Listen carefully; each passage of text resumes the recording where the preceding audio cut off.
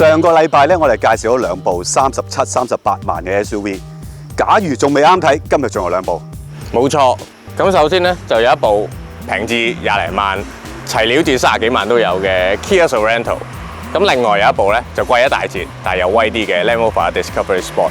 咁上次嗰兩部唔啱你睇咧，就睇下呢兩部咯。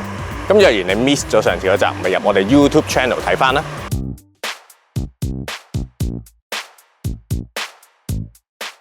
呢部 Sorento 咧就好多個版本嘅。由於我唔係 sales 冇咁熟，所以我要攞住份嘢話俾你聽咩分別。咁其實咧佢就分2.4同埋3.5 engine 嘅，咁 total 加埋成6個版本。2.4咧入邊已經分4個版本啦。最平最齋嘅咧就行頭轆嘅，就賣緊268800嘅啫。咁我哋試呢部咧就係2.4入邊最頂級噶啦，行4區咩都齊晒嘅。咁就338000幾，咁其實都相差7萬嘅。除咗係頭轆同4驅嘅分別，咁呢7萬仲爭啲咩呢？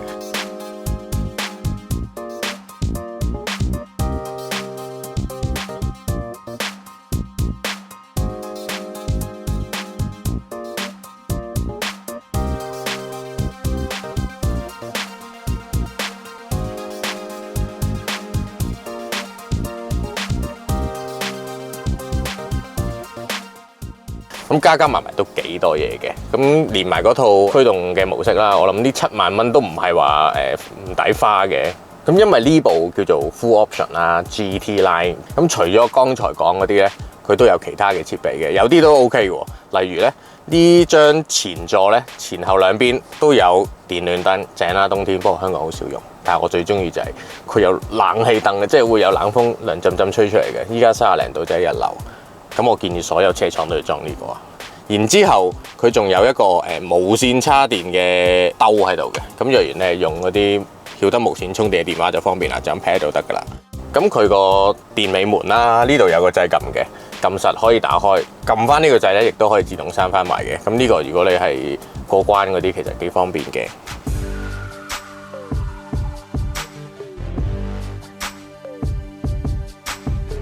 Discovery Sport 咧都推出咗3-4年嘅啦，咁而家去到18年款咧新增咗啲設備，咁個售價大概50幾60萬到啦。咁啲設備新增咗啲乜嘢咧？即係譬如皮係原廠真皮，仲有透氣嘅，咁防反光、倒後鏡啊、玻璃天幕呢啲咁嘅設備啦。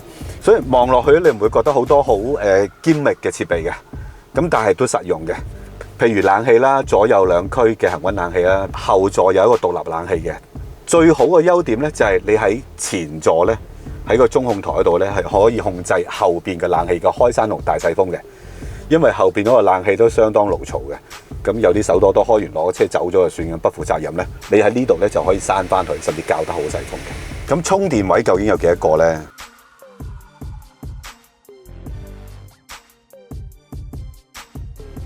？SUV 泊車係一個問題嚟嘅，咁所以呢架車咧都幾齊嘅。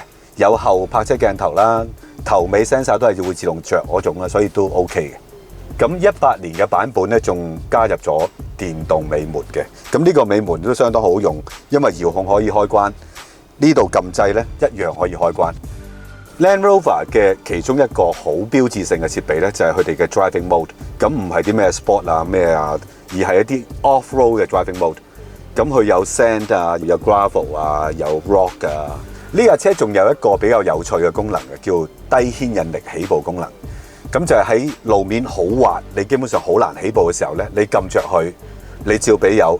咁總之車速會控制喺30之下咧，佢會計算好個4個轆嘅動力同嗰個 traction， 咁就做一個最合適嘅起步動作嘅。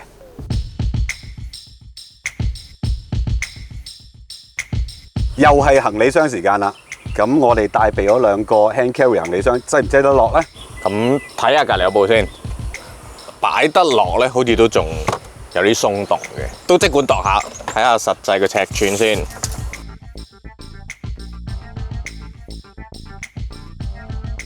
咁佢咧套士啤呔咧就收咗喺車底嘅，好似嗰啲越野車咁。呢度個暗格打開咧，右邊就有套積啦，幫你換呔用啦。咁呢度有個幾大個暗格嘅。然之後拍低啲凳睇下啦，都唔係好難，你拉一拉就得噶啦。咁樣咧就有個大尾箱啦。咁呢架車咧比起其他我哋呢次試嗰啲咧，佢有個好處就係真係全平嘅喎。even 拍低埋啲凳咧，都冇一啲罅位咁樣嘅，咁放嘢就實際啲。同埋呢個度咧有個手抽，可以瞓低埋前邊嗰啲啊。你睇下呢個間隔係幾咁四正，幾咁大。咁呢架又擠唔擠得落咧？有試試啊！斷估都問水，喂你試下。就咁睇應該擠唔落，唔好試兩個，試個最薄嘅。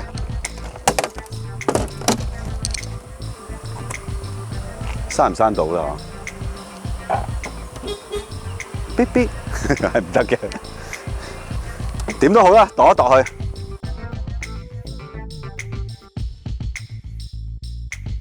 咁細個空間，個底都唔會有好多嘢噶啦。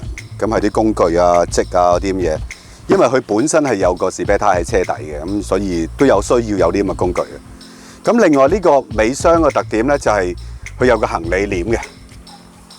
呢架都有3、4年嘅設計啦，咁所以呢個行李簾咧拆咗落嚟之後咧，都唔知道放喺邊嘅，咁啊叫中排啲朋友攬住啦嚇。尾座位咧都可以瞓平嘅，但係就未至於完全平晒，可能係同佢皮位比較厚身個設計有關係。佢一樣有2粒掣係可以瞓低中排嘅，其實係卡一卡嘅啫。嗱就係咁啦，咁係爭少少嘅，仲要撳多佢一下嘅，就咁上下啦。咁呢個棍就要諗方法啦。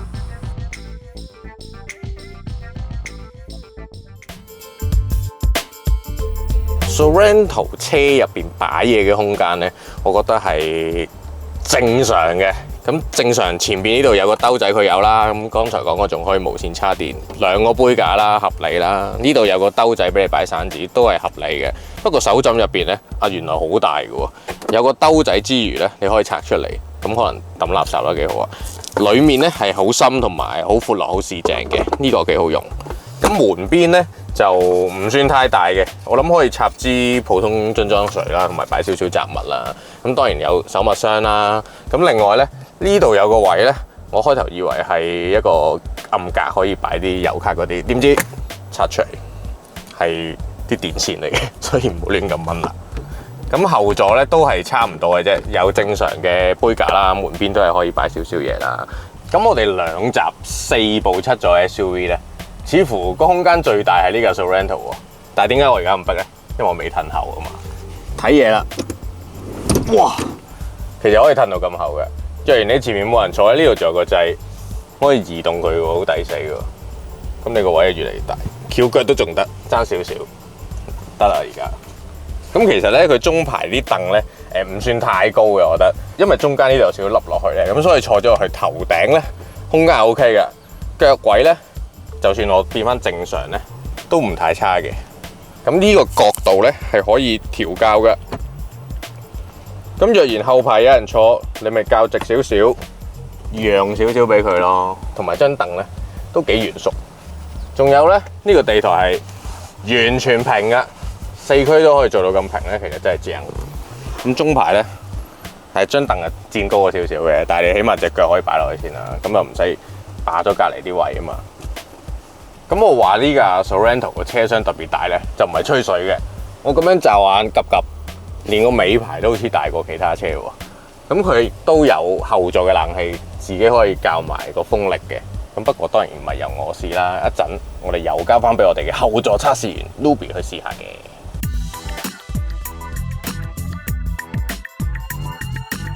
呢部 Discovery Sport 咧，個車廂裏邊嘅儲物空間咧又唔算話特別多嘅，始終都有幾年嘅車，咁但係咧空間又唔算特別少，因為譬如門壁咧都夠大嘅，擠到好大樽水嘅，咁杯架有2個，咁有啲細細個嘅儲物箱，有啲地方俾你擠筆啊咁樣，咁最特別嘅咧就係佢個杯架下邊咧又好似有個暗格嘅，咁唔知揾嚟收埋啲咩好。嗱，雖然喺外觀上咧 Discovery Sport 唔係特別大架嘅。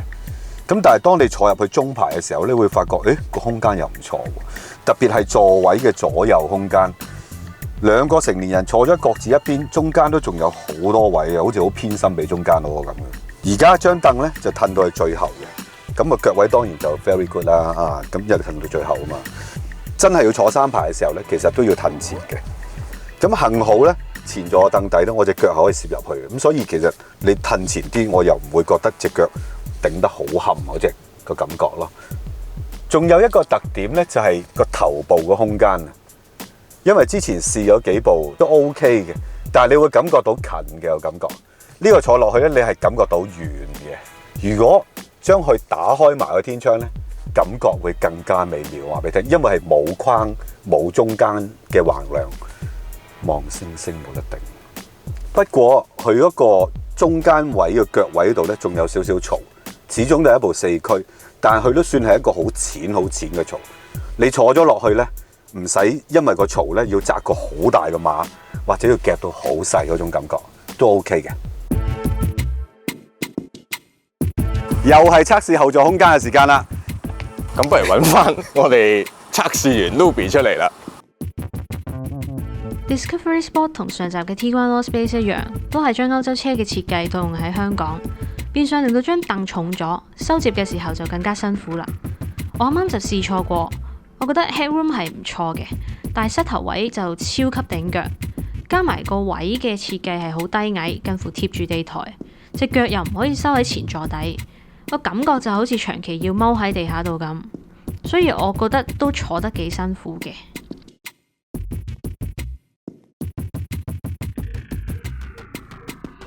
另一部嘅 Sorento 啦，一坐落去已經覺得好闊落 ，headroom 空間鬆動啦，膝頭哥有接近2個拳頭位，隻腳仲可以伸入去中排底，跟住佢左右邊各自有一個出風口。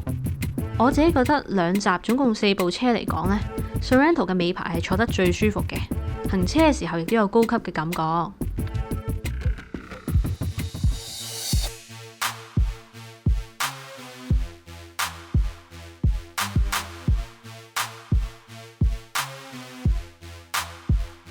但係而家你行緊幾多轉數咧？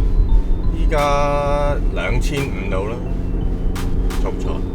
少少啦，引擎聲有啲大聲喎。係啦，有啲大聲。佢其實係比較傳統少少嘅，2.4 NA 引擎，咁就配個6前速嘅普通自動波。即係而家好多新車都有 DSG 啊，又或者有 turbo 啊，咁佢冇嘅。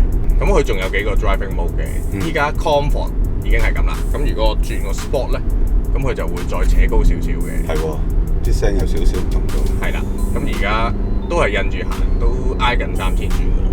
我覺得有好有唔好嘅，好嘅就係始終佢個容積大啲啦。咁踩起落嚟比起上一集試嗰啲1400、1500咧，去到踩起咗之後咧，係雄厚少少嘅感覺。咁又唔使咁即係話變頸大力踩落去先至會再去咁樣咯。咁但係個波箱就你可以話唔需要咁勤力啦，因為佢跳波唔係跳得咁快嘅，佢成日都可以去到好高轉先至轉波。咁如果真係成日都載7個人嘅話，其實大 CC 你揸嗰個應該係輕鬆少少，應該有啲着數嘅。到你真係行到咁上下速度咧，你就發現應該大 CC 着數好多嘅。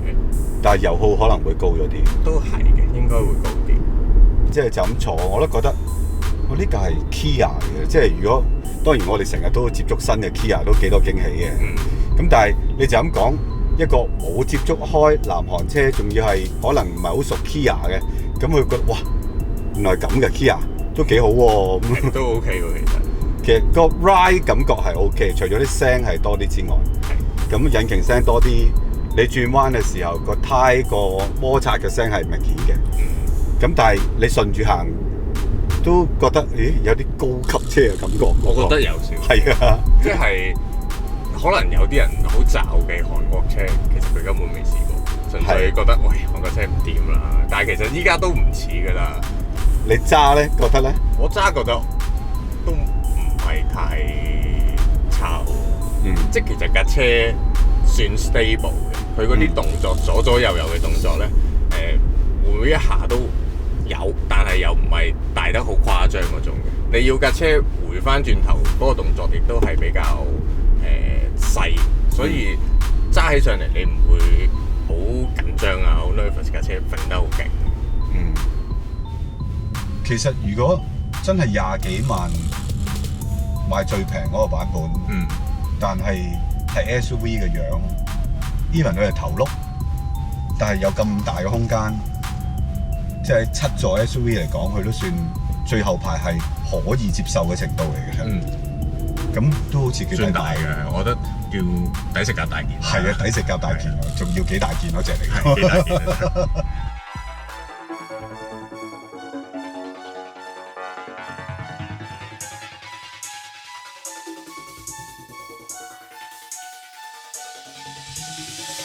而家新款嗰啲 Discovery Sport 都已經轉埋電 Genium 引擎。係嘅，即係佢呢個自己做嘅引擎2.0 Turbo，係真係全部開發都係自己做生產咁樣去嘅。咁我覺得個新嘅 engine 嘅反應係快啲嘅，敏鋭少少嘅。加埋個9速波箱咧，係冇咗未轉新引擎之前嗰種有時候有啲空隙位，令到你覺得去與唔去之間。kick down 與唔 kick down 之間咧，我種尷尬情況係少咗嘅。呢個係因為個波箱嘅關係，波箱同埋個 engine 嗰個 response 快咗，咁佢有時候唔使等。咁而家就引擎就可以我做先，咁佢做多少少先，咁就會好啲啊。我自己坐啊覺得 Discovery Sport 其實同一般 SUV 個感覺有少少分別嘅，即係嗰種明顯嘅差異就係在於佢好似成個底盤man 啲嘅，即係硬刮刮啲嘅，但係會唔會好似唔夠一般咁 City SUV 咁舒服咧？可以咁講嘅，因為一般嘅 City SUV 佢成個 concept 都係真係房車化，即係爬乜鬼啊！你見到嗰啲車底矮到咁樣，死後又揩地咁就係，你仲爬乜鬼啊？即係所以成個 setting 係為咗舒服嘅。甚至乎係載下嘢嘅，咁但係 Land Rover 唔係咁樣噶嘛，即係如果佢做嗰啲車嘅話，不如改名，嗰啲留翻 Roverland 係咪先 Jaguar 做㗎啦？係啊，應該係留翻俾阿 Jaguar 做嘅。不過我自己個人係比較中意呢一種嘅底盤嘅感覺嘅，咁所以呢架可能我真係擒一個膊，我都唔使理佢咁多。落雨水浸，我真係就咁鏟過去就得㗎啦，我都唔使擔心嘅完全。當然遇到呢啲機會。微乎其微嘅，一年都唔知有冇一次，紅雨你都唔出街啦，都唔係嘅，揸呢架我想試下，都可以。佢應該都有翻咁上下嗰啲涉水高度喎，都好深嘅其實。最關鍵嘅係佢可以行到咁深，但係佢可以浸喺水裏邊，有30分鐘。咁勁？係，咁即係佢個防水能力唔係話你行過咗衝過去啦，入到少少你唔覺嘅啫。咁嗰啲紅 van 都得嘅。係啊，咁呢架係真係可以經過一啲certified 嘅認證，其實佢係可以浸喺個水裏邊一段時間都唔入水嘅。呢個用唔用得着啊？香港用唔着㗎，浸喺浴缸咩？應該用唔着。咁但係你就係買呢一種嘅工藝咯，包括埋你揸起上嚟，我唔係揸緊一般嘅 SUV 咯，你連行緊嘅感覺都唔似一般嘅 SUV 但係後座嗰兩個位就，我哋成日話應急啊，呢個應該係急到好急先至會用嘅。嗰兩個位我哋 Ruby 比較細粒啲咧，都坐得好辛苦。咁嗰個都可能唔係應急噶啦，真係，直頭係暈咗先至應該坐落去嗰隻嚟噶。即係7個朋友2個暈咗，咁咪塞佢落去咯，都唔好講嘅。如果後座空間真係咁慘烈嘅話，有5座版本，你會唔會揀咧？嗱，而家冇5座版本賣㗎嚇。曾經買過嘅，曾經買過。我冇記錯咧，係價錢真係好少嘅啫，可能係你2萬蚊左右。我可能揀。因為有7個位，但係嗰2個位又好似唔係好坐到人，只會換嚟啲朋友指指點點嘅。咁我不如要個市正少少、大少少嘅尾箱，咁啊謝絕咁多人想上架車參觀咯。嗱，冇細路嘅後生仔就會咁講嘅，我就一定會揀7座嘅。點解咧？因為有啲細路係可以坐嘅，雖然細路都可能會投訴，但係應急咪就係咁樣應急咯。仲計較咁多啊？可能係咧，我冇諗過呢個問題。